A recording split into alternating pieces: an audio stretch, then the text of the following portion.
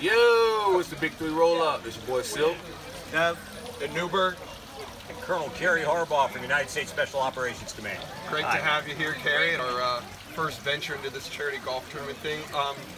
You do a lot. Tell us what you're out here for and what you do.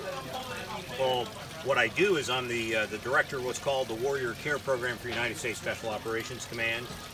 Currently supports about 15,000 wounded and injured special operators and their families. So big task there, because special operations has been deeply engaged in battlefields of the earth since 9/11 and has got a lot of wounded and injured to take care of. But I also have additional duty, and that's because this year we're bringing to Tampa Bay area the Department of Defense Warrior Games, which is the largest Paralympic sport event for wounded warriors in the country.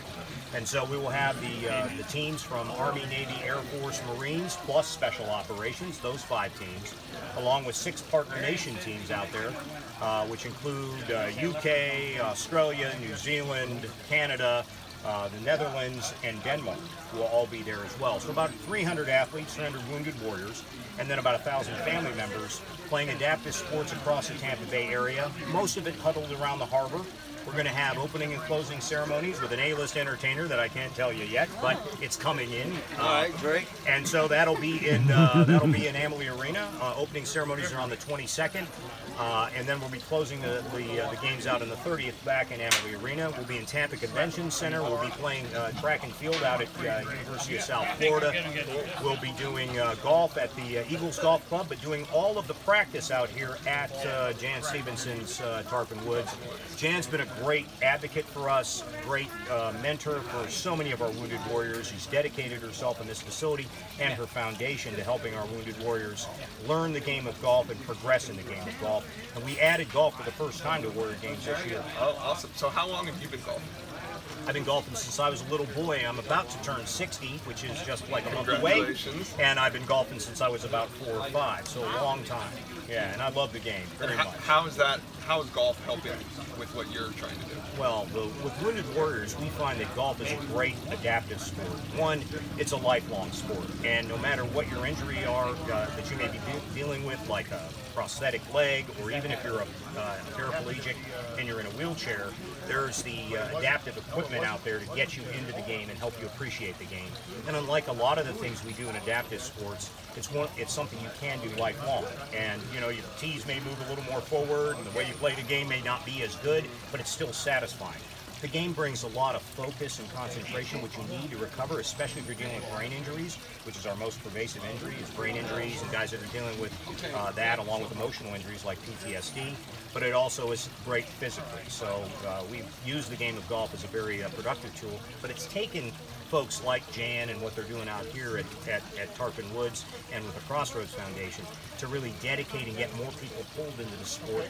Use her stature as a Golf Hall of Famer to pull in more and more of the PGA community, both the PGA of America along with the PGA Tour and the LPGA Tour, to get interested and drive more, access to golf for our wounded warriors.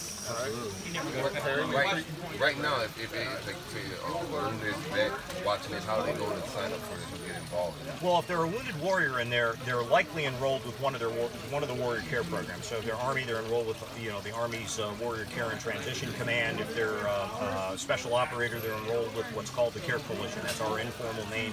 So through that they have the means to get access to the games, or at least to request to be considered, go through a trial process. We only field a 40-man team per. Like I said, I got 15,000 enrolled in the program, but we try to get everybody involved. So they'll play adaptive sports whether they get to be a competitor in the games or not. So you make the team, then you get out to the games. But if you're a soldier, sailor, airman, or Marine, and you haven't got contact for the games, reach out to your program, the Wounded Warrior Regiment of the Marine Corps, Army, Air Force Wounded Warrior, Army Wounded Warrior, or Navy Safe Harbor program, and they'd be able to address whether or not you could make it into the games, or at least be playing adaptive sports with them.